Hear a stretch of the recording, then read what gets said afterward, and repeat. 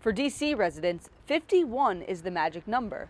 51 states, that is, as they advocate for the Washington, D.C. Admissions Act, an ambition that came one step closer to becoming a reality when the House of Representatives made history this fall, holding the first hearing on D.C. statehood in more than 2 decades.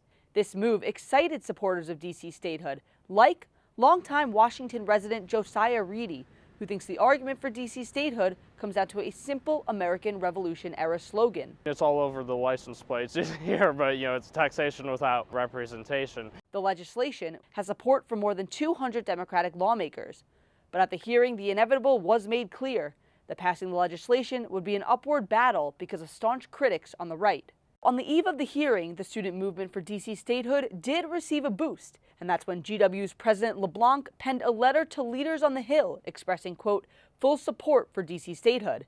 LeBlanc explained the importance of congressional support for colleges, especially when it comes to federal research grants. This affirmation was a large step in the right direction in the eyes of Matt Oberstadt, the GW chapter leader of Students for D.C. Statehood, who says that LeBlanc's support will help raise awareness for the issue. Often I find that when students first come to DC, they're not even aware that the citizens here lack representation.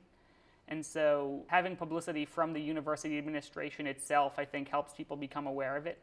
And according to Reedy, LeBlanc's backing of the issue is so significant because it will mobilize GW students to advocate for DC statehood in their home districts. What we need is, broader support for it across the country. But why exactly is D.C. statehood so important to these supporters? Well, according to Oberstadt, it's all about democracy.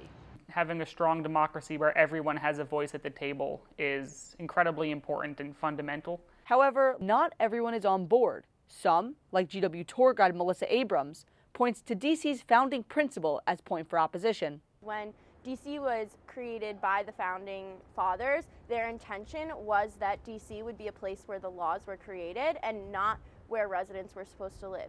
Now, H.R. 51 is coming up on its 1-year anniversary of being introduced to Congress. Currently, it sits in the House of Representatives, waiting to be picked up by committee. And as time keeps passing, proponents of the bill are continuing their advocacy, while staunch opponents are laying out their anti-statehood arguments. Reporting from Washington, D.C., I'm Michael Schnell.